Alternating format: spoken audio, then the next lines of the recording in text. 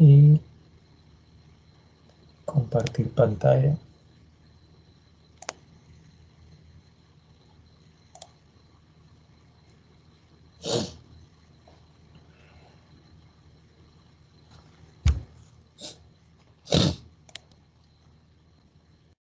Pueden ver mi pantalla compartida ahora mismo.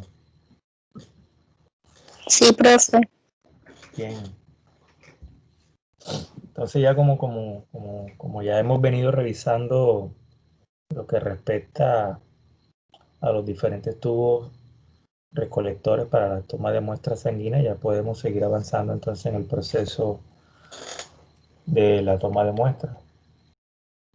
Bueno, aquí tengo unas imágenes, si se dan cuenta, pues aquí podemos ver de mejor forma, incluso con un brazo eh, real versus una imagen en 3D de las diferentes venas que pasan por la región del antebrazo, toda esa parte antecubital donde sería la zona y el sitio ideal para la venopunción. En la mayoría de los casos, porque recuerden que pueden haber casos en que podría tomarse eh, de la mano o del pie, pues dependiendo de la situación, del caso, o si ya el paciente está canalizado o algo. Pero si es una persona que va por consulta externa, generalmente el sitio de elección es este antecubital. Recuerde que esta Profe, región se denomina. Sí, compañera. ¿puedo opinar algo? O sea, dar Claro. una opinión. Y, bueno, con respecto a, por ejemplo, este brazo que estamos viendo, ¿cierto? Vemos que tiene una, una vena bastante voluptuosa. Sí. Eh, yo trabajé en un laboratorio y es muy difícil. O sea, este tipo de venas tienen demasiado movimiento, bueno, para mi parecer y según mi experiencia. O sea, uno intenta tomar la muestra de ahí, de ese punto de la vena, y es muy difícil porque se filtra o la vena se mueve, no sale sangre. Es complicado por el, digamos que por lo voluminosa que es. Sí, porque en muchos casos está tan superficial que se mueva el tacto. Y, sí, sí, es una Profe, buena y qué se hace en esos casos cuando a la persona no se le puede sacar la muestra?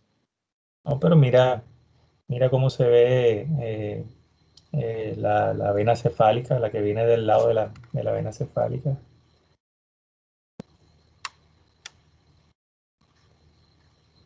E incluso mira cómo se ve dónde viene. Aquí también se ve clarita la basílica. Entonces, eso depende a medida que ustedes, como dice la compañera, en su experiencia, ¿cuál escogería usted según su experiencia, compañera, en esta, con un brazo como este?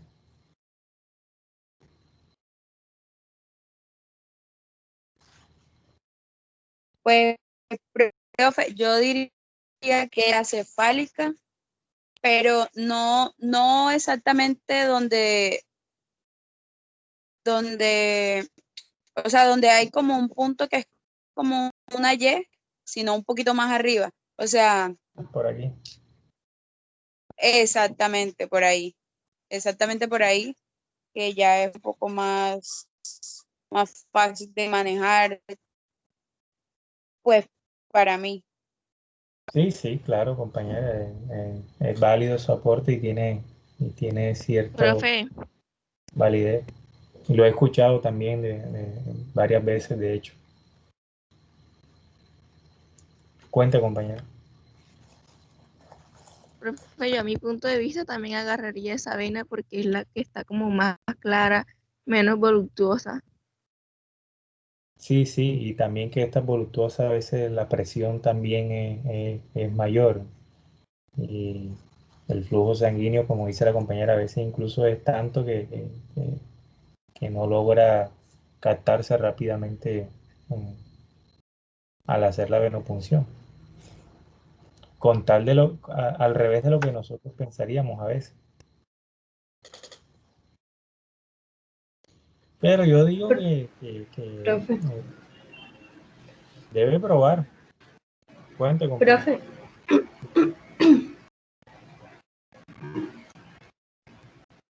profe, profe, ¿qué tan fácil es atravesar una vena? Porque, o sea, con los videos que vi, parece bastante delicado. Pues compañera, Profe, es verdad, yo también hago esa pregunta. yo le diría que a todos en algún momento nos han atravesado la vena y lo más probable es que no nos hayamos dado ni cuenta en muchas de las venopunciones. Por eso a muchos se nos arma un hematoma, que primero pues se ve de pronto moradito, después se va poniendo verdecito, después amarillo y después así hasta que ya se elimina totalmente eh, por el catabolismo de los glóbulos rojos.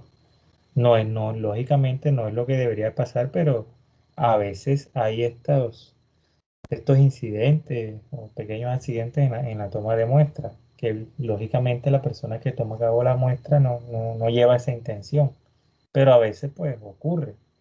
Y eso pues podríamos decir que si bien no es lo ideal, pues tampoco debería de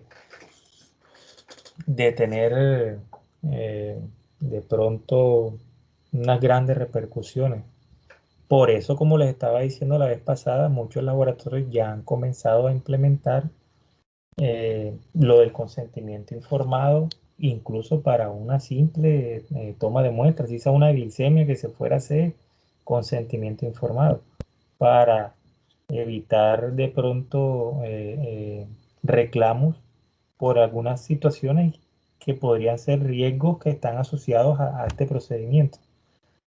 Por ejemplo, ¿cuáles riesgos hay a la hora de tomarse una toma de muestra? Para una glicemia, por ejemplo, o para una prueba de embarazo. La persona nada más va a tomarse su prueba de embarazo a la muestra sanguínea. Es normal que haya un ligero dolor con la inserción de la aguja. Mm, en algunos casos, algunas personas tendrán sensación de mareo o en el peor de los casos, la persona se desmayará. Entonces, por eso que, bueno, siempre se recomienda que el paciente esté sentado o en algunos casos en la camilla, si es necesario, pues. Mm, también, también hay riesgo de que aparezca, pues, un ligero hematoma, el cual se supone que cuando nosotros aplicamos presión después de la venopunción, pues, se evitaría, pero igual en algunos momentos, en algunos casos, aparece un ligero hematoma.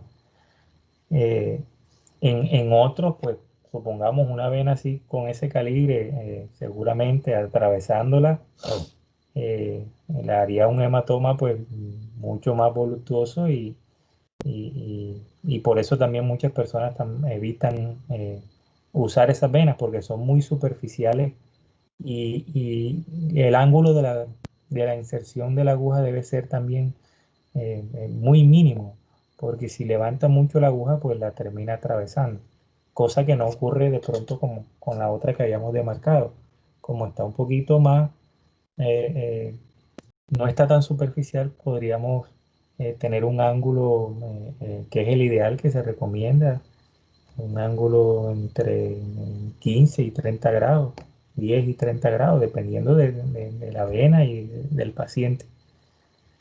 Eh, Entonces, por eso, como le estoy diciendo, la última vez que yo fui a tomarme una toma de muestra, me hicieron firmar consentimiento informado.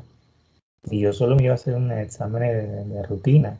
No era un examen de pronto algo especializado que hubiera la necesidad de tomarme un consentimiento informado.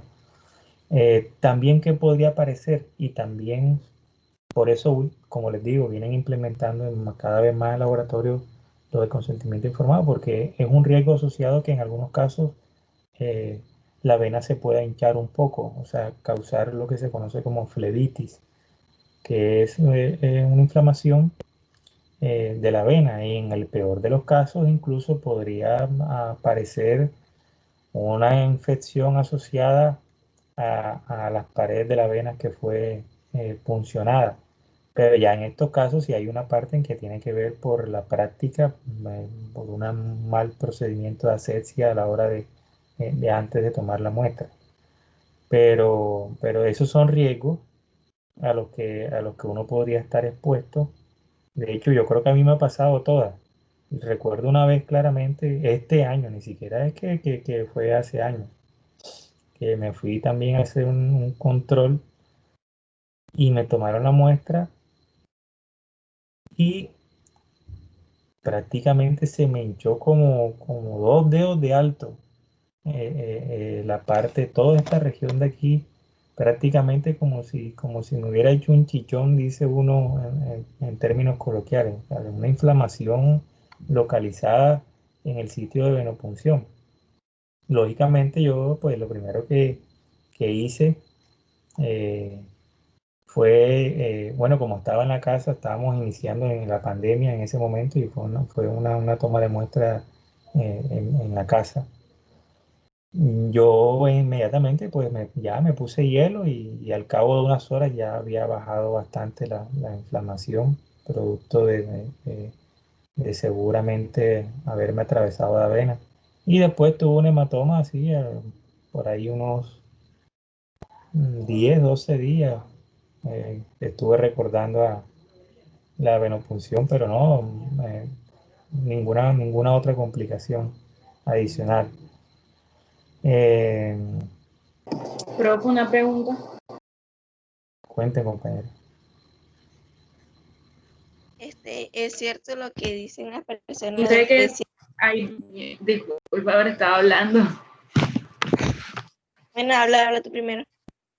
Que, profe, en el caso de que, por ejemplo, no se noten, usted sabe que hay venas que, o sea, a simple vista se ven, pero, por ejemplo, en mi caso, cuando yo voy, es muy difícil porque no se me notan. Entonces, ¿cómo, digamos, qué procede uno a hacer ahí?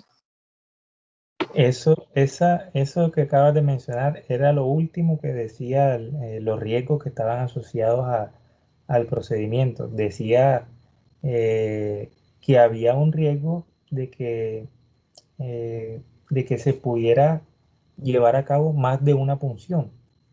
O sea, algunos pacientes pueden presentar una dificultad en su canalización de las venas para extraer la sangre y puede requerir más de una punción en un lugar diferente.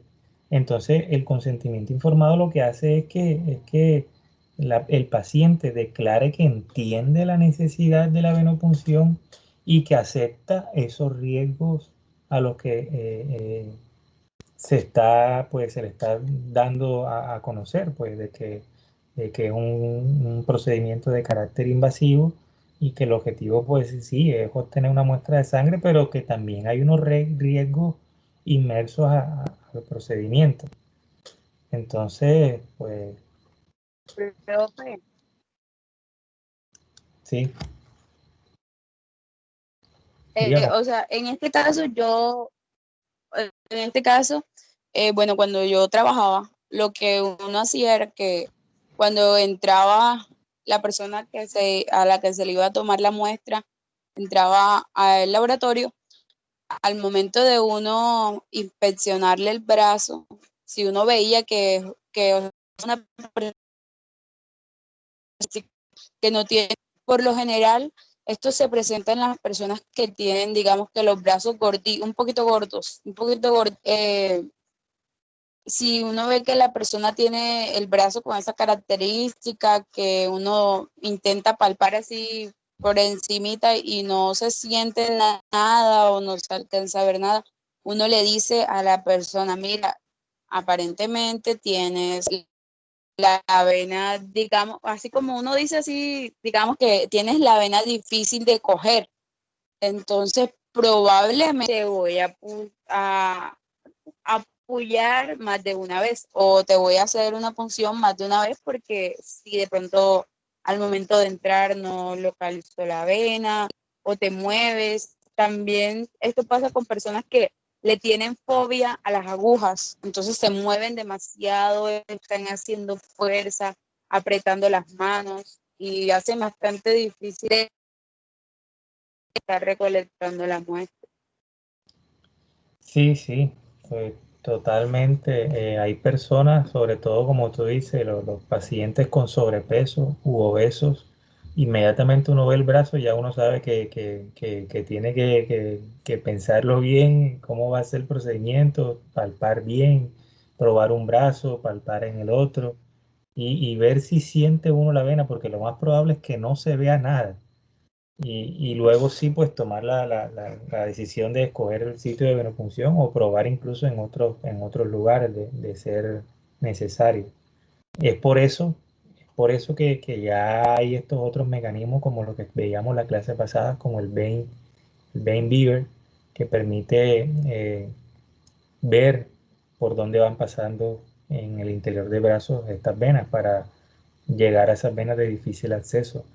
Algunas personas no necesariamente tienen que estar en estas condiciones de sobrepeso o, o ser de pronto un niño eh, para que tengan venas de difícil acceso. Hay adultos que tienen venas de difícil acceso, gente adulta, hombres y mujeres.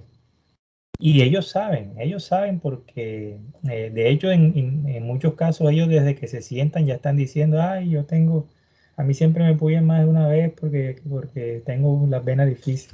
Ya ellos saben y ellos van preparados en muchos casos psicológicamente a que en el mejor de los casos va a ser una sola función.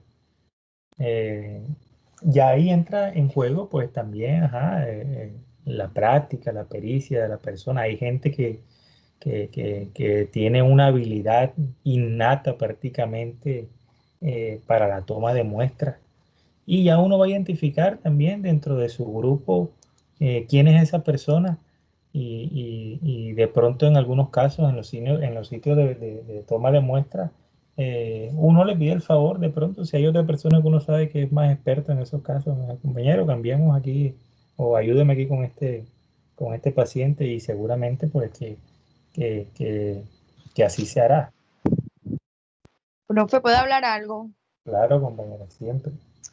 Profe, en el caso cuando hay pacientes de difícil, también uno trata de usar las jeringas de insulina, y con Sí, esas jeringas también se pueden tomar las muestras. Sí, como usted nos explicó, no en todas las partes donde uno va está el aparatico ese donde se muestran para uno canalizar. Entonces a sí. veces es bueno que nos toca aprenderlo anatómicamente para poder coger la vía de los pacientes. Más que todos los pacientes renales son los que sufren más este problema. Sí, sí. Hay pacientes ya de pronto con enfermedades crónicas, como tú lo mencionas, como los que padecen enfermedades renales, que ya le han tomado también tantas muestras que se complica, o los pacientes oncológicos también, los que tienen cánceres. Uno también pues se preocupa porque incluso uno pues trata de ponerse en el lugar de la persona y seguramente todo lo que ha vivido y uno pues trata pues de evitarle el menos dolor posible en, en- en este tipo de procedimientos. Pero sí, Sí, ciertamente, claro, en caso, hay pacientes que le colocan el catete central, que es como que más doloroso, pero bueno, por lo menos ese catete dura más 15 a 20 días entonces. sí, sí. Y también conlleva otro tipo de riesgo, esos tipos de catéteres, hay que tener un especial cuidado por el riesgo eh, los riesgos inmersos a infección del catéter, a que haya una entrada ahí a los microorganismos. Y como generalmente cuando ya uno llega a una situación de esa, que esperemos que bueno, que ninguno nos toque ir a algo así, eh, es porque pues está delicado y en muchos casos, dependiendo de la patología, también puede estar ya su defensa también comprometida. Entonces, también ahí se sopesan las cosas, pues los pros, los contras, y es donde se determina si eso es lo más viable en ese momento. Y que no solamente se utiliza ese catéter central para tomar de muestras, sino que lo utilizan prácticamente incluso para su alimentación y, y pasar líquidos y todo. O sea, entonces, Hay muchas cosas como se dan cuenta por revisar, así como decía de lo de la jeringa de insulina, que por el calibre tiene una aguja pues, de un menor grosor y facilita que podamos encontrar Profe, o acceder más a una vena.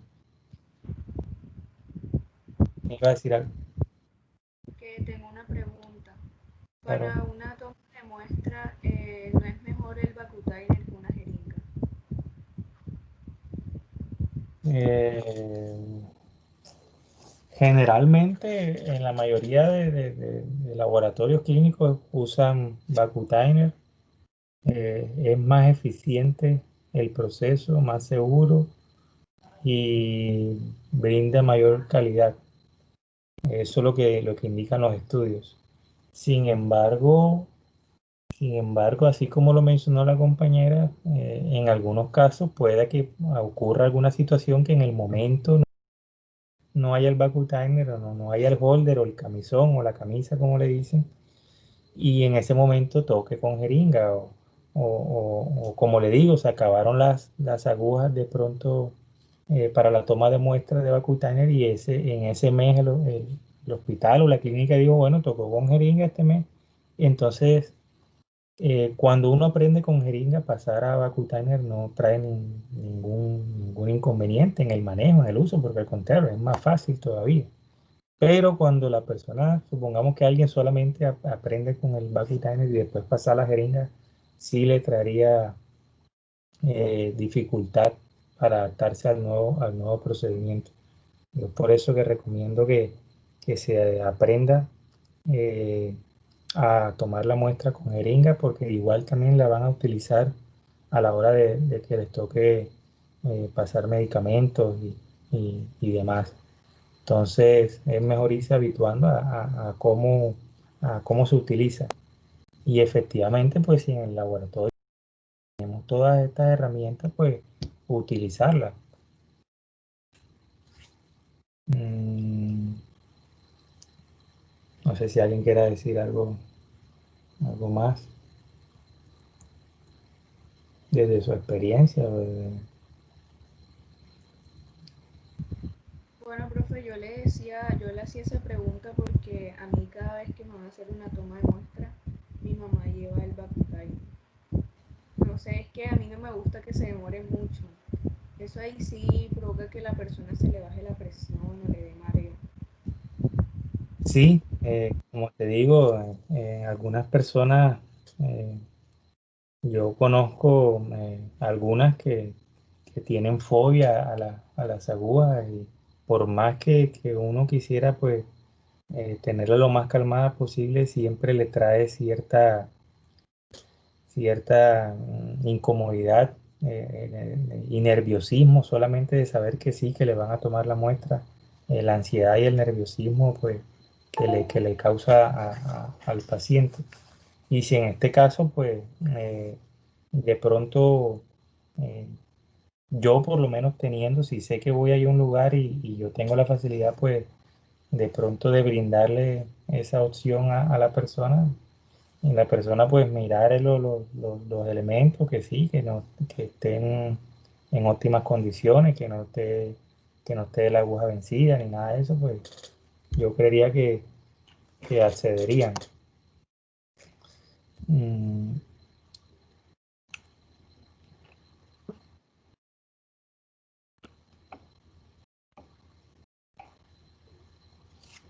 bien, entonces, ¿qué decía?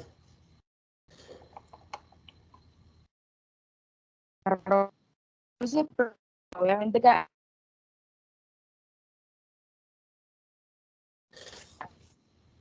que uno le da nervio, Sí, sí, ¿no? perdiendo el nervio, el miedo y ya. Después son unos malos tomando muestras y todo eso. Sí, a veces alguna mala experiencia le causa también a uno que uno se siente así. Y dicen que los hombres, muchos de los hombres son los que más nerviosismo presentan en toma de muestras. Y de pronto a veces viene de trauma de pequeño, uno de niño, de pronto a veces eh, mm, lo obligaban prácticamente, en vez de convencerlo a uno hablando y explicándole, lo que hacían era coger al niño entre tres, cuatro personas y forzarlo, y entonces eso a veces genera ese tipo de trauma que incluso la persona crece y sigue con su situación de que se siente vulnerado en el momento de una toma de muestra. Entonces, por eso siempre es Pero, importante también. pues, por lo menos,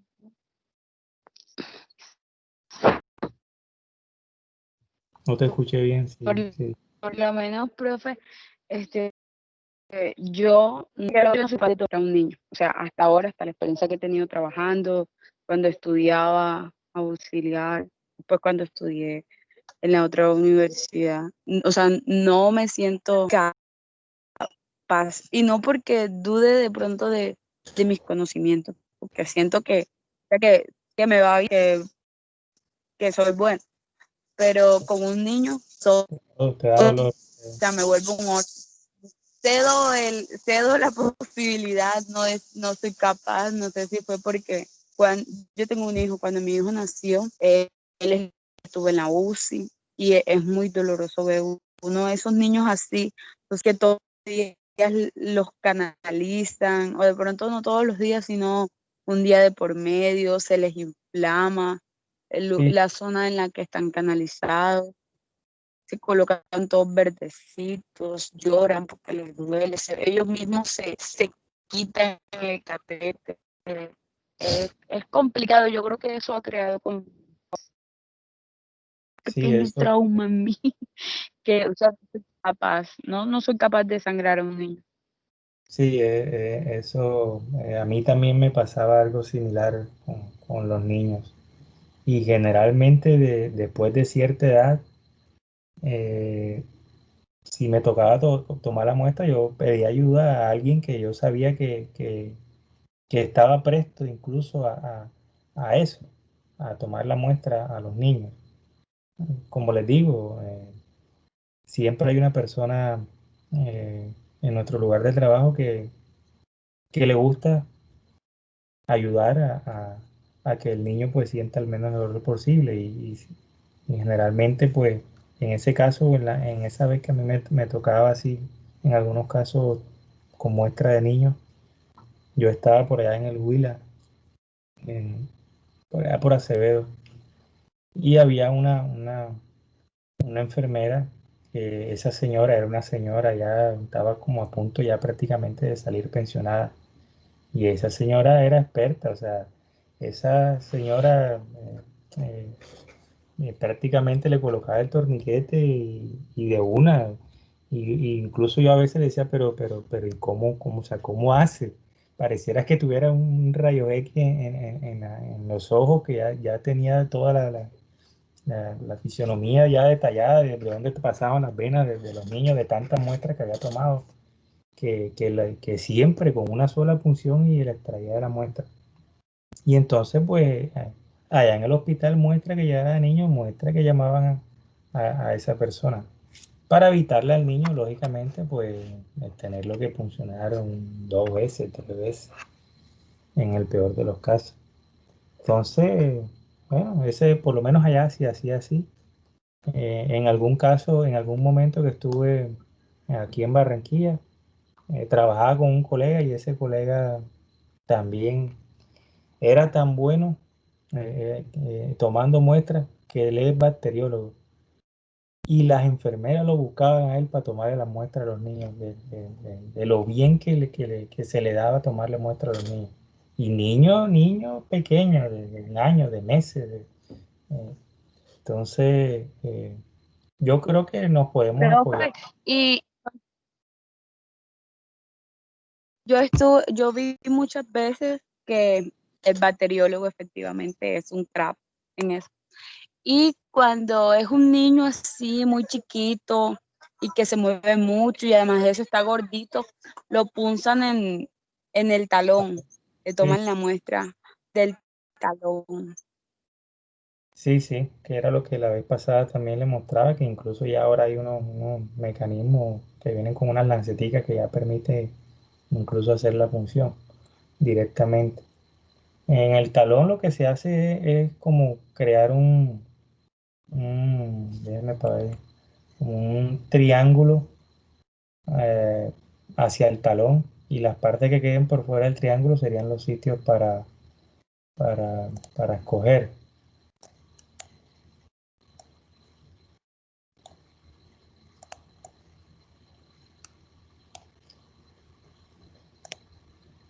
Pondríamos, supongamos que este fuera el pie, y haríamos un triángulo en el talón. Este triángulo quedó feo.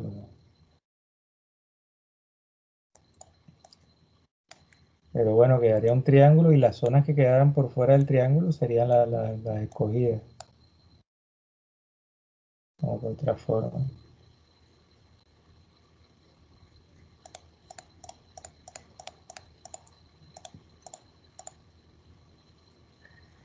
Entonces, ¿no? Eh,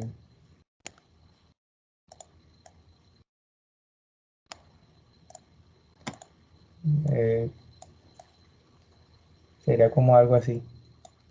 Entonces ya quedan estas dos partes del talón. Entonces esas son las partes que se escogen para esa función.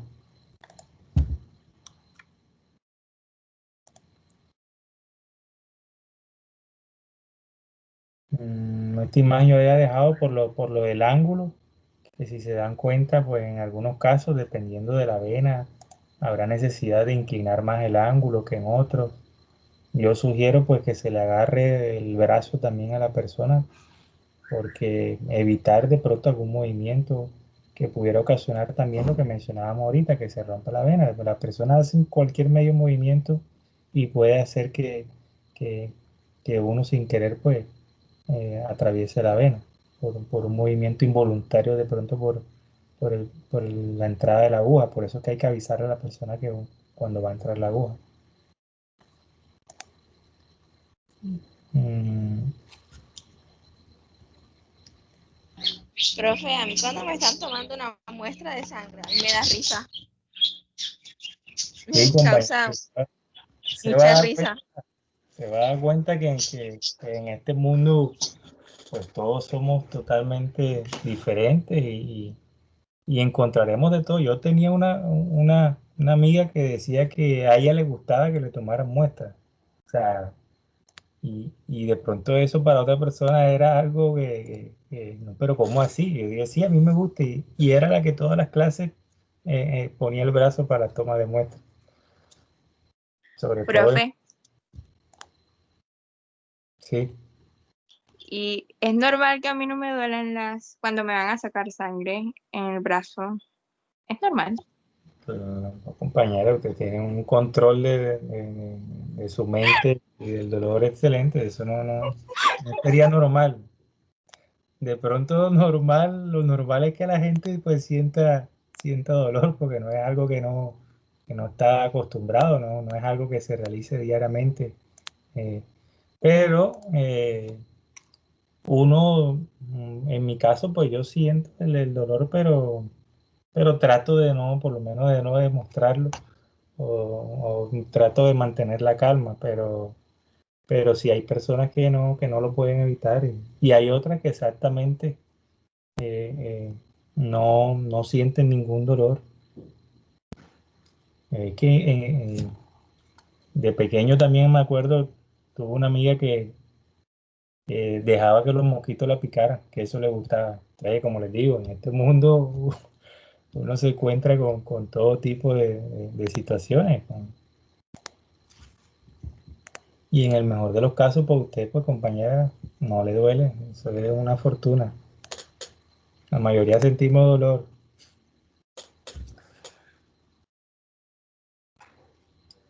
Entonces, ¿qué más podemos decir? Por lo menos el ángulo de todo el proceso de preparación de los materiales, eh, del bisel de la aguja que debe estar hacia arriba.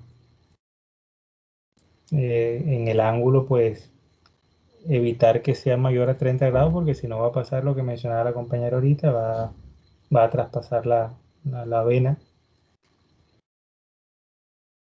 Pero eso va a depender lógicamente de cómo esté la vena. Eso es algo que va a depender de la persona, de la vena, de usted. Eso es algo que usted aprenderá a medida que practique y que practique.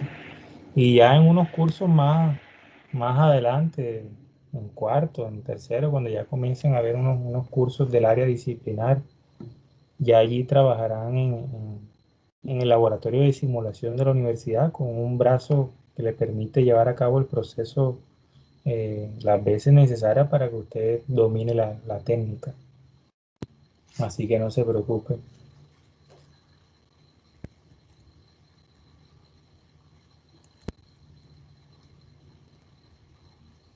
Profe, en tercero no hacemos eso. Sí, yo creo que sí. Lo que pasa es que no recuerdo claramente cuál es el curso en el que lo realizan.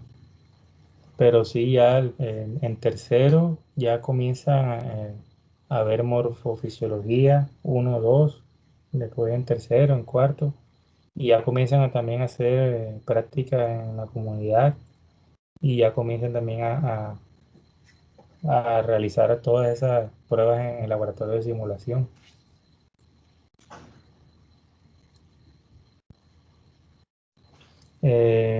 ¿Qué más podemos mencionar? Bueno, a la hora de irse a tomar la muestra, de que algo de lo que no hemos mencionado creo hasta ahora. Y si bien la persona que toma la muestra sanguínea en el laboratorio no solamente eh, recibe esa muestra, generalmente si es consulta externa, la persona llega con su orden y en esa orden puede venir, sí, las muestras para análisis sanguíneo, sea hemograma, por ejemplo, aquí como está la imagen, un hemograma para realizar una glicemia, por ejemplo, de control, pero también puede que esa persona le manden también eh, un parcial de orina, un urocultivo, o que le manden orina 24 horas, o que le manden un coprológico, o que le manden eh, una vaciloscopia para ver si de pronto tiene mm, los bacilos eh, que le causan tuberculosis. Entonces hay una prueba que se llama vaciloscopia. Entonces, en eso la muestra que se requiere es esputo. El esputo más conocido coloquialmente como un gargajo. Y en ese caso, esa es la muestra. O también, pues, como les decía, un coprológico donde la muestra, pues, será las deposiciones, o sea, heces fecales, las heces en ese caso, eh, o la expectoración, Pero, caso de la vaciloscopia. Sí, compañero. y, y, y también, bueno, no sé si es en todos lados, pero también existe como un orden al momento de la recolección de las muestras. Como le estaba Sí, explicando usted ahorita, bueno, probablemente el paciente trae más de, no solamente se va a hacer química sanguínea o un hemograma, sino que probablemente trae un frotis vaginal o un ujú, cropológico, y primero se le reciben, pues, supongamos, se le recibe el orina o y si tiene frotis también, como en el caso de las embarazadas, que vienen con todo el paquete incluido. sí, Entonces se le recibe la orina, el cropológico, se le realiza el frotis y por último, toma de muestra sanguínea. exactamente, sí, ya los sitios organizan un protocolo para que sea lo más rápido y eficiente el proceso. En el peor de los casos le tocará a una sola persona todo, dependiendo del laboratorio, del volumen de pacientes. Pues como yo le digo, como yo estuve en algún momento por allá en una vereda, me tocaba de lavar los materiales hasta entregar los resultados, tomar muestras, registrar, montar después los análisis, leer los análisis, pasar resultados, entregar resultados, o sea, todo. Igual fue bueno, pues por eso es bueno, muy bueno cuando los rurales y trabajar pues en otro Usted es lado. bacteriólogo. Yo tuve la oportunidad de tener doble titulación y tuve titulación como bacteriólogo y como microbiólogo. Y no tenía auxiliar, porque por lo menos yo también, cuando yo trabajé en una vereda, que es donde vivo, y yo era la auxiliar del bacteriólogo, y él solamente se limitaba Ale, o sea, yo le colocaba, por ejemplo, para el hemograma, yo hacía el barrido y le colocaba, usaba el colorante, luego enjuagaba y solo se lo dejaba, le dejaba la plaquita seca los portaobjetos para que él... no, ¿Cómo? pues para mi fortuna en ese momento, no, si bien fue difícil, fue duro, pues para mi fortuna no tenía nadie. Cuando llegué al sitio, eh, me entregaron una llave y listo. O sea, aquí está el laboratorio, coge la llave y listo. Este, y me tocó pues hacer todo. Pero como te digo, como me tocaba hacer todo, pues también eh, conocí muchos procesos. Era un hospital de segundo nivel, pero el grupo era muy unido. Era un grupo muy unido y todos nos apoyamos. Ah, y la mayoría, pues, estábamos prácticamente recién graduados. La mayoría tenía 6 meses o un año de haberse graduado. Entonces, entre todos, de verdad nos apoyamos, desde los odontólogos hasta médicos, trabajadora social, nutricionista, odontólogo, todo. Y bueno, fue una experiencia que me ayudó pues a conocer todo el proceso como tal. Entonces, por eso que uno pues a veces en esos casos es bueno estar solo porque conoces el proceso inicialmente. Ya después, si ya después me tocó, claro, en otro laboratorio donde solamente tenía que leer el análisis, pero ya yo sabía cómo era todo lo otro y podía de pronto ver cómo lo estaban haciendo ya, dar alguna recomendación o algo, o apoyar o ayudar. Entonces, bueno, sí, a eso depende también, como dice la compañera, eso es importante, el orden en el que se lleva a cabo todo el protocolo en el proceso de la toma de muestras, no solo sanguíneas, sino todas las otros exámenes que sean requeridos en la orden, que como lo dice la compañera, pues incluso en las embarazadas, pues que tienen ese control prenatal tan exhaustivo y tienen como 7, 8 exámenes ahí en la orden.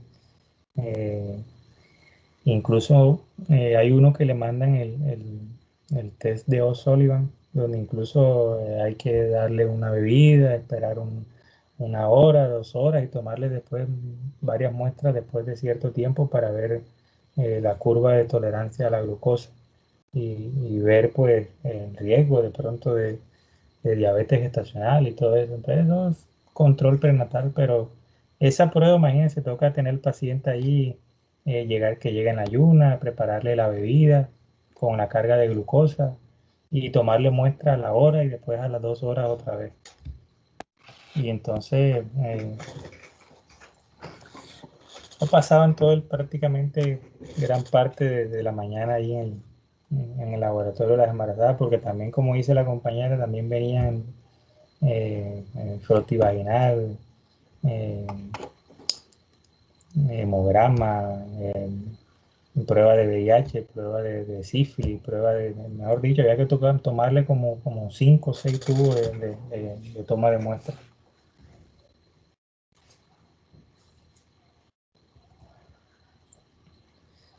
A ver qué otro. Bueno, otra cosa que ustedes también deben de tener muy claro es las recomendaciones para tomar cada una de estas muestras de las que hemos hablado. En muchos casos el paciente llega al laboratorio. De pronto acaba de salir de su consulta médica y le mandaron unos exámenes y está el laboratorio ahí y llega a preguntar al laboratorio que si necesita de pronto alguna preparación especial. Eso es lo que hace una persona sensata. Pues en otros casos lo que pasa es que la persona se va y viene y de pronto estaba en ayuna innecesariamente o no estaba en ayuna y tenía que estar en ayuna. Entonces, pero si ya uno pregunta o hay unas recomendaciones que se le dan a la persona, hombre, mire, usted se le va a tomar una muestra de orina, usted tiene que levantarse en la mañana, cuando vaya a orinar en la primera orina, descartar el primer chorro y después sí guardar el resto en un frasco en tales condiciones. Previamente a todo eso, inmediatamente, incluso hay que lavarse exhaustivamente el genital para que allí no vayan en la muestra a aparecer células, eh, eh, células sí, de la piel en el análisis. Entonces, tener claras esas recomendaciones. En el caso del hombre que tiene que retraer el prepucio, en el caso de la mujer que tiene que abrir los labios y hacer su lavado y ahí sí después, bueno, con tomar la orina. Entonces todo tiene un proceso específico para la toma de muestra, unas recomendaciones que van a garantizar que los resultados pues sean fidedignos y que las cosas se estén haciendo bien en el laboratorio. Entonces, por lo menos también el de la orina 24 horas, que hay que tener presente también levantarse, descartar toda la orina inmediatamente desde que se levanta y a partir de ahí sí comenzar a guardar la orina en un frasco durante 24 horas. Y ojalá en un frasco pues que no haya sido de pronto utilizado de gaseosa, aun cuando haya sido lavado. Lo que se está recomendando ahora último es que sea un envase de estos de agua, grande, de 2 o 3 litros, para evitar interferencia. Hay otros exámenes que también se pueden llevar a cabo en un laboratorio y que eventualmente ustedes también tengan que hacer parte o apoyar o al paciente. No sé si alguno de los compañeros que han trabajado les tocó ver o hacer el test de Graham. ¿Alguien sabe que o le tocó algo similar?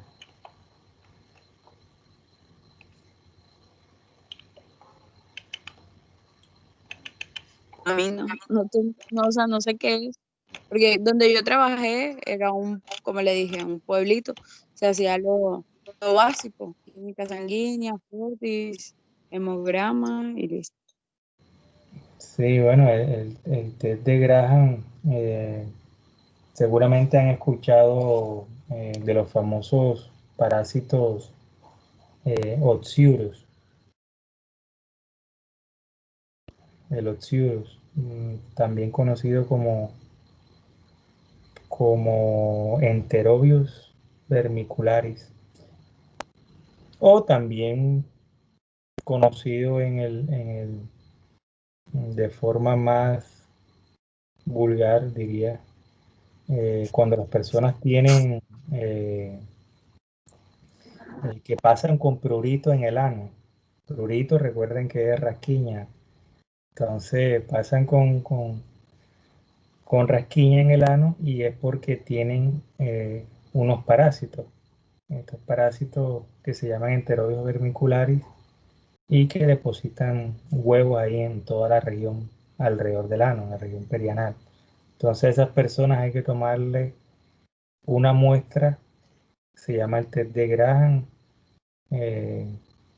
con un bajalengua se coloca cinta y la persona pues prácticamente hay que colocarle esa cinta en el ano para después ver ya en el laboratorio si tiene alguno de estos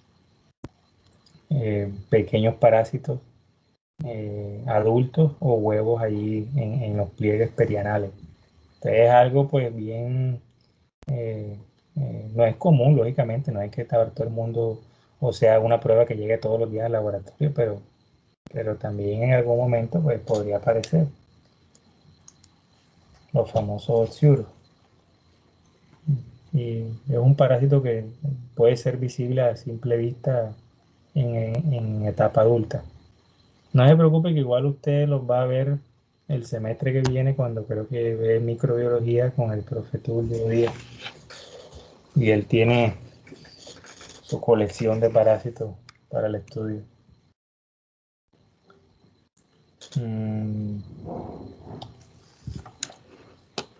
A ver, de pronto quiero ver qué otra cosa podría quedar antes de pasar a...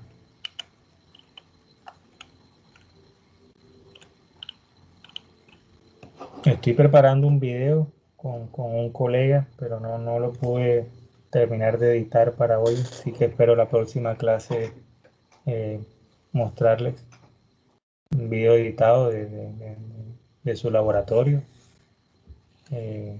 con pacientes y todo, del proceso y cómo ya se lleva a cabo todo. Mientras pues les comentaré aquí el procedimiento. Tal como espero que hayan tenido la oportunidad de ver el video que estaba en el aula de toma de muestras. No sé si alguien quiere decir algo de eso, del procedimiento, quiere describir el paso a paso y podamos discutir qué adicionaríamos, qué quitaríamos, qué tendría usted en cuenta a la hora de tomar la muestra.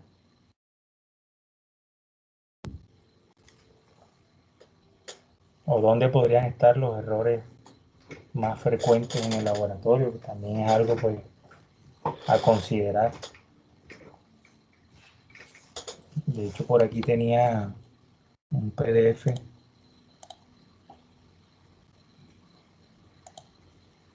que es el de Bakutainer, que está en el aula. Y miren que la mayor parte de los errores ocurren en la fase preanalítica, 68% según los estudios. Y la fase preanalítica incluye todo esto.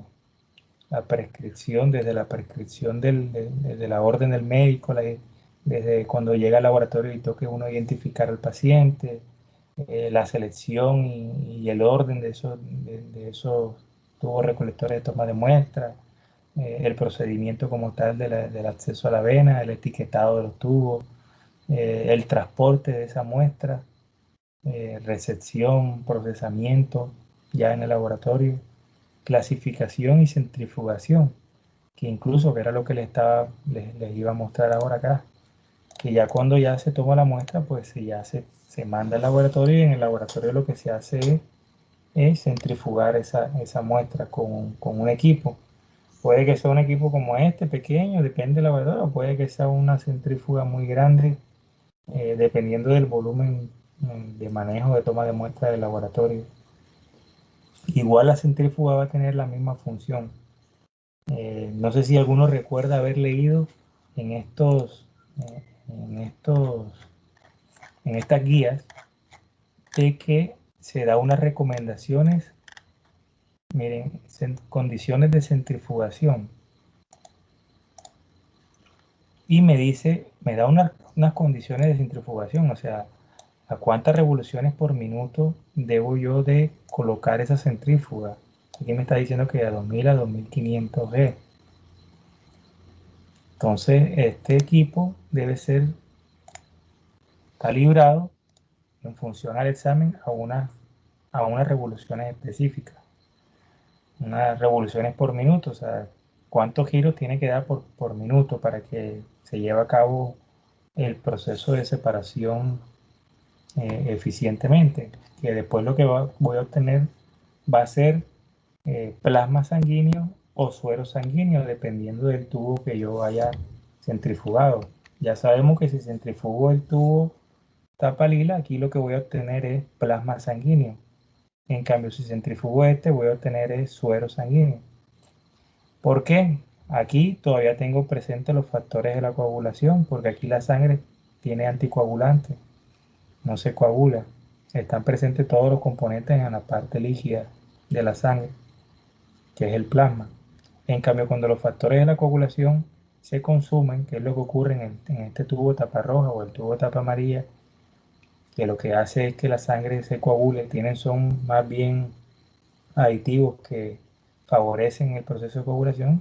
Entonces los procesos, en este caso, los factores de coagulación se consumen y lo que yo puedo obtener con estos tubos son sueros sanguíneos. Esa principalmente es la diferencia entre suero y plasma sanguíneo. Entonces, dependiendo del análisis de química sanguínea, el inserto o la guía o la receta, de pronto, si usted, para que se ubique de pronto a lo que más quiero hacer referencia, le va a decir a usted, use suero o use plasma. Entonces hay unas determinaciones que le van a pedir el plasma y hay otras determinaciones que le van a pedir suero. Por eso que hay unas determinaciones como las de, eh, por lo menos las de PT y PTT, que son las pruebas de los tiempos de coagulación, tiempo de tromboplastina y tiempo de trombina, que necesitan plasma. O sea, necesitan tener la sangre total, pues, en este caso. Porque en el plasma van a estar contenidos los factores de la coagulación y estas pruebas lo que quieren es evidenciar que el proceso de la coagulación se lleva a cabo eficientemente, que la persona, su cascada de la coagulación se lleva a cabo sin ningún problema. En cambio, cuando el tiempo de la coagulación, que hay unos parámetros normales, hay un tiempo según el control que haya en el laboratorio, le va a decir, bueno, el control indica que hasta 10 es normal que coagule, pero cuando ya se extiende el tiempo es mayor, pues ya comenzamos a ver que hay un problema o algún trastorno de la coagulación. Ya hay que entrar en otros estudios a ver qué problema hay, cuál es el factor que no está actuando, o si es de pronto por calcio, o ver si es algo de pronto interno en el laboratorio o qué. Después que tenemos ya el suero o el plasma, es que se pasa a, a llevar a cabo el procedimiento de química sanguínea, de determinaciones. Y aquí estoy mostrando esta imagen porque este es el principio en el que después este equipo, que es el espectrofotómetro, es el que me va a permitir trabajar tanto con el kit comercial, por lo menos aquí tenemos un kit comercial para glucosa, creo que ahí se alcanza a ver, un kit comercial que trae un reactivo y trae, como vemos aquí, el mismo reactivo igual dice glucosa y también trae un control, un estándar. Pero entonces necesito que tengan claro cómo funciona este equipo y para eso entonces estamos en esta imagen. Porque si bien en algunos laboratorios este equipo ya el proceso es automatizado, o sea, hay unos laboratorios donde ya toman la muestra, centrifugan y el suero del paciente lo pasan directamente al equipo y el equipo pues, está conectado a un computador, en el computador se coloca el nombre del paciente Cristian Orozco, y se le da unas indicaciones al equipo, o incluso cuando ya está totalmente automatizado, que viene con el tubo de toma de muestra con el código de barra, ya el equipo viene con su lector del código de barra, solamente mostrar el tubo, él lee el código y ya sabe enseguida que soy yo y sabe enseguida automáticamente cuáles son los a través del sistema. Entonces supongamos que ahí me mandaron glicemia, colesterol, triglicéridos, ácido úrico, y colesterol HDL y LDL. Entonces el equipo automáticamente tiene todos los reactivos y realiza todo el proceso.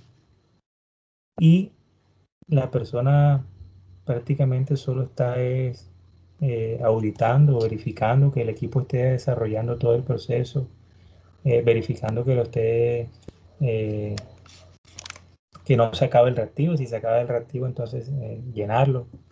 Pero el equipo prácticamente haría todo el proceso en ese laboratorio, un equipo automatizado. En laboratorios grandes, por ejemplo, tipo un laboratorio Continental, por ejemplo, tienen esos equipos de última generación donde todo el proceso es automatizado y el equipo prácticamente lleva a cabo todas las determinaciones. Como le digo, más que todo, ya la persona encargada ya está más bien entrar a auditar el proceso, a estar pendiente de que se realice, en algunos casos ver la necesidad según el paciente, según si hay la necesidad de pronto de repetir la muestra o algo, de pronto decisiones que no puede tomar el equipo. Pero en este caso yo diría que lo recomendable es tener claro cómo es el funcionamiento manual para que usted cuando si en algún caso pues le toca de pronto un equipo de esos automatizados trabajar con ese equipo, ya usted sepa cómo funciona el equipo y pueda incluso hasta usted apoyar en algún momento, pues si termina en un laboratorio, apoyar todas esas funciones. Ya usted conocerá cómo. Profesor, una Sí. pregunta. Cuando uno le hacen un examen de tiempo de coagulación y le sale el anticoagulante lúpico positivo, ¿eso qué quiere decir?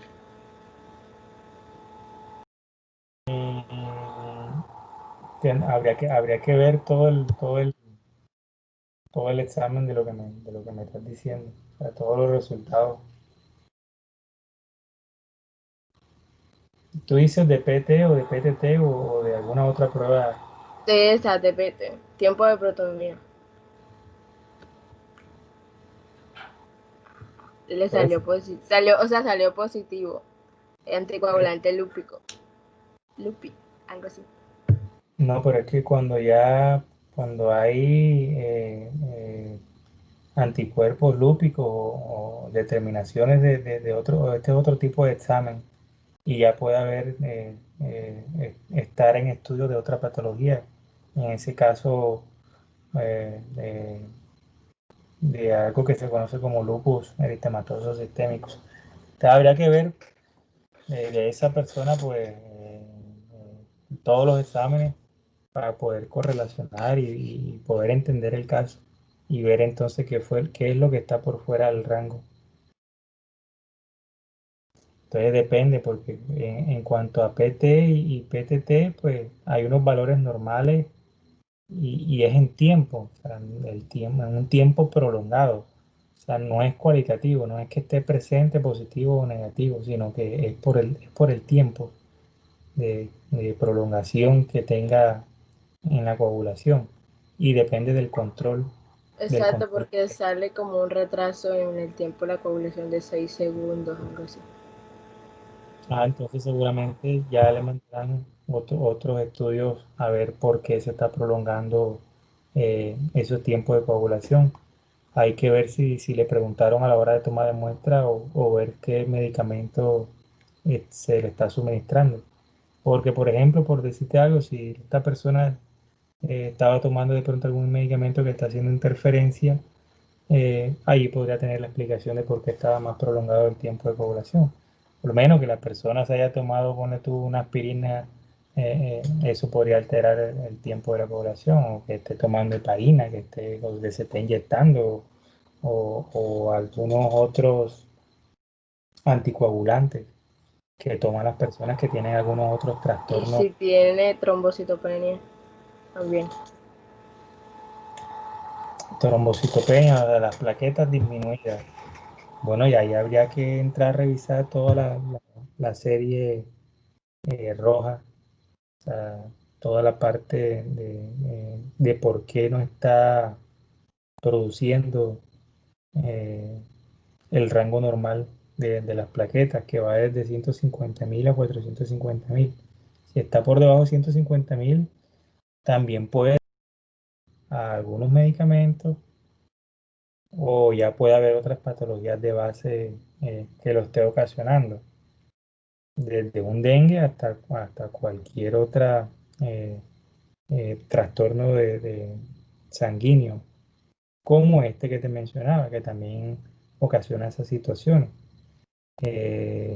La artritis reumatoidea o lupus, o enfermedades que sean de origen autoinmune, en donde la persona, su cuerpo produce anticuerpos frente a determinado tipo de células y entonces tiene estas situaciones.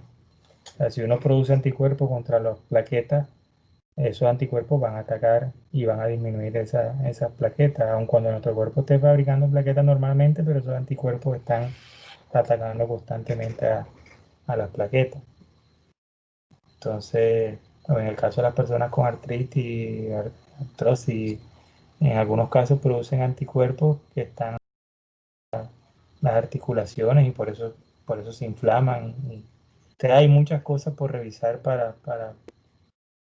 saber por qué se pudo haber aumentado el tiempo de la coagulación.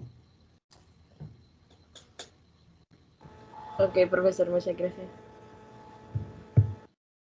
Bueno, si vemos entonces el famoso espectrofotómetro, es un equipo que se basa en emitir un haz de luz sobre una muestra. Esta muestra, que aquí aparece pues en azul, podría ser desde agua hasta, podría ser sangre, podría ser orina, podría ser, no necesariamente tiene que ser una muestra de sangre. Ya quiero aclarar eso. O sea que a través del espectrofotómetro pueden hacer determinaciones toxicológicas o determinaciones de alcaloides, o sea, o de algunas drogas conocidas, de pronto como la cocaína, de pronto, en diferentes matrices. Con el espectrofotómetro, utilizando la técnica adecuada, incluso se puede, como le digo, determinar si en una superficie hay restos o residuos de cocaína.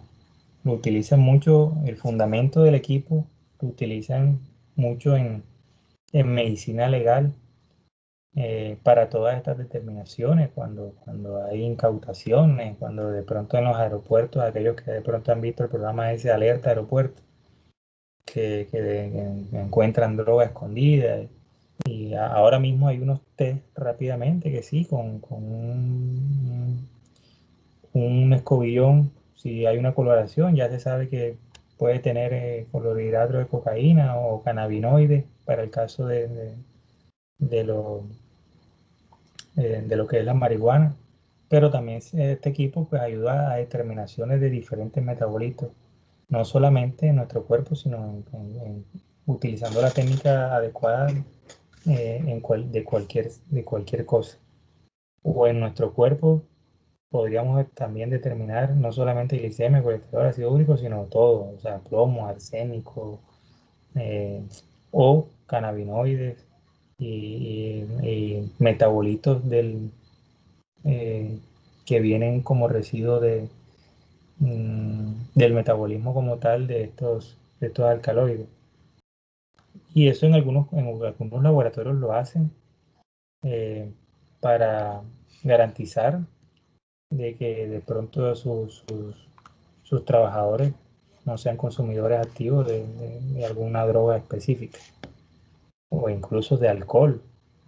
También todo eso se puede hacer. El espectrofotómetro es muy usado en los laboratorios, es lo que quiero mencionarles. Y aquí lo que está es el principio. Entonces aquí lo que dice es que el espectrofotómetro es una de las técnicas más usadas para la medición de concentración de los solutos en diferentes soluciones, ya que a través de la cantidad de luz que absorbe la muestra puede determinar la concentración de esta. O sea, dependiendo de cuánta luz absorba la muestra, eso va a ser directamente proporcional a la concentración de la muestra. Y eso me va a arrojar un resultado. Y ya van a ver este principio incluso de la luz y cómo está conformada la luz. Por eso está como esta diferente longitud de onda. Ya va a ver usted que hay un espectro de incluso del espectro visible, que es lo que nosotros podemos ver con nuestros ojos, que está en una determinada longitud de onda, desde 400 nanómetros hasta 700, pero que hay otros espectros a los que nosotros no podemos ver a simple vista. Hay diferentes espectros, hay la luz ultravioleta, los rayos X, gamma, infrarrojo, las microondas, ondas de radio. Entonces, el equipo será cuadrado a una longitud específica de onda para que esta luz, cuando sea emitida, pase a una determinada longitud de onda sobre la muestra. Y ahora, ¿de dónde voy a sacar yo que el equipo se ponga a determinada longitud de onda? Bueno, el mismo kit comercial me va a decir eso. O sea, el kit comercial me va a decir, o en otras palabras, como le decía ahorita, la receta, la guía del laboratorio de glucosa para determinación de glucosa me va a decir, tiene que colocar el equipo a 600 nanómetros. Entonces ya yo sé que lo que tengo que colocar es el equipo a que esté en este rango de 600 nanómetros que está en el espectro visible. Pero puede haber otra técnica que me diga que la coloque a 300 nanómetros o a 900 nanómetros, que ya estaría pues en rango ultravioleta o infrarrojo. Y ya de pronto ya ese espectrofotómetro tendrá que tener un filtro específico para llevar a cabo esa determinación. Entonces aquí esto lo que hice es la luz inicial que se está incidiendo sobre la muestra y la luz final que pasó. Dicho de otra manera, es como si nosotros tuviéramos aquí 100 de luz, por decirlo así, y acá hay un detector y acá llegan 80 de luz. Entonces, si yo emití 100 de luz y acá me llegaron 80 de luz, eso quiere decir que la muestra me absorbió 20 de luz, por decirlo así. Y entonces, con base en esta absorción por parte de la muestra de esos fotones, porque la luz está formada por átomos, está formada por fotones, y esos fotones entraron en contacto con los átomos que estaban en la muestra. Eso quiere decir que entre más átomos haya en la muestra, o sea, entre más concentrado esté este soluto aquí, en este caso, si estamos determinando glucosa, entre más glucosa haya, los fotones van a entrar en contacto con más glucosa, con más moléculas de glucosa, y se va a absorber más, porque va a ser retenida por esas moléculas. Y acá entonces va a llegar menos luz, y aquí se va a absorber más. Entonces el equipo me va a dar un resultado que se obtiene en absorbancia. Lógicamente el término lo está diciendo, el resultado lo arroja en absorbancia porque está midiendo la cantidad de luz absorbida por parte de la muestra.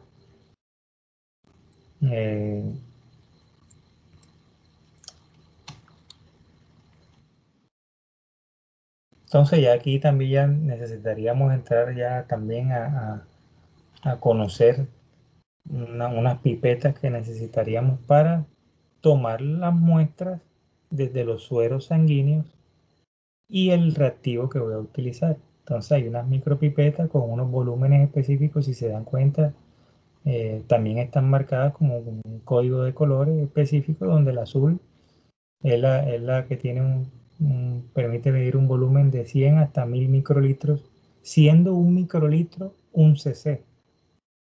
O sea, 1000 microlitros es un mililitro o un cc.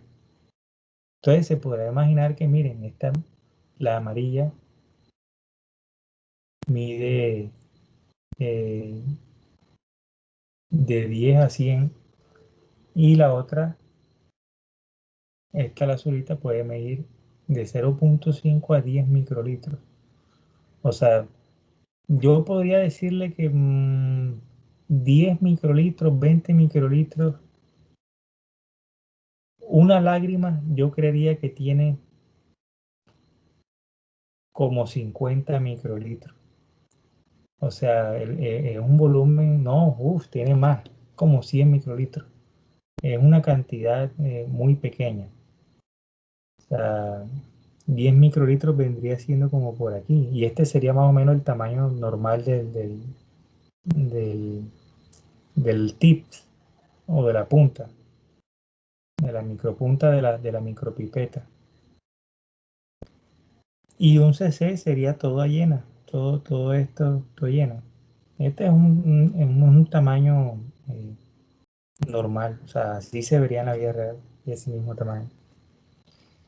Y generalmente lo que se agrega de 1000 microlitros es el reactivo. O sea que generalmente lo que más se va a consumir entonces es el reactivo. Y de suero sanguíneo lo que voy a consumir son generalmente 10, 20 microlitros. O sea, por aquí una amiguita, por aquí en la puntita. Una pequeña proporción del suero del paciente para, para las determinaciones. El kit comercial me va a decir use 10 microlitros de suero del paciente o use 20 microlitros.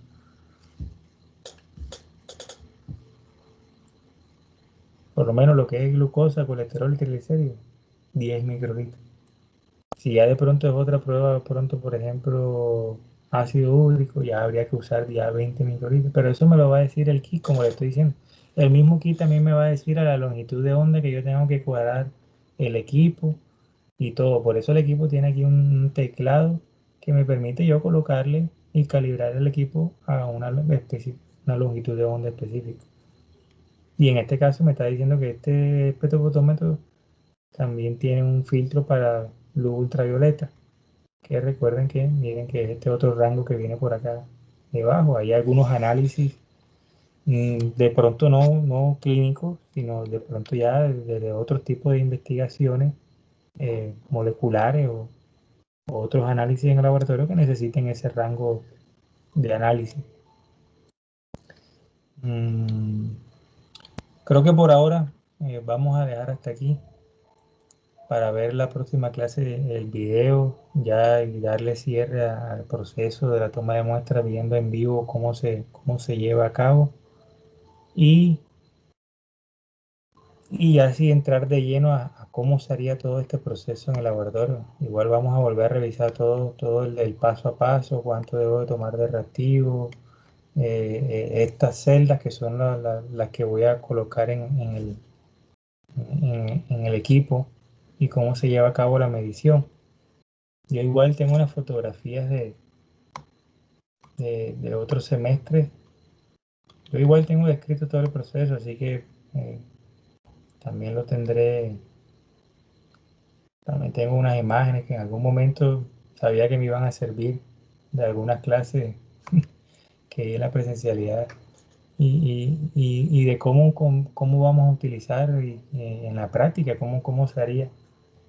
Entonces, no me preocupen que como yo les digo, una vez tengamos claro una sola determinación, la glicemia, ya usted estará en capacidad de interpretar todas, colesterol, triglicéridos, ácido úrico, solamente mirando el inserto usted sabrá interpretarla.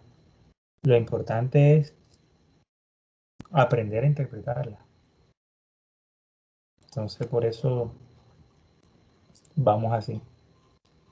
Además de que, como les digo, ya teniendo claro todo el proceso es metódico. Entonces, ya cuando uno tiene claro el principio del funcionamiento, ya lo demás es un protocolo, es una receta.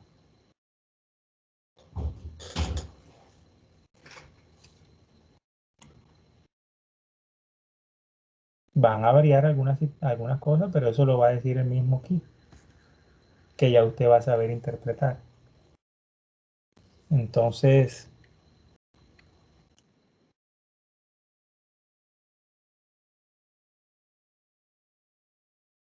Profe, disculpe, ¿te va a llamar a lista? Ahora miramos esa parte. Mira.